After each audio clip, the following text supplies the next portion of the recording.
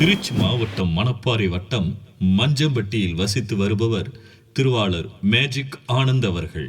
இவர் ஒரு மேஜிக் கலைஞர். எண்ணற்ற நிகழ்ச்சிகளை தமிழகம் முழுவதும் பட்டி தொட்டி எங்கும் நடத்தி வருபவர்தான் நமது மேஜிக் ஆனந்த் அவர்கள். இவரது அன்பு மகள்தான் செல்வி வெனிட்டா.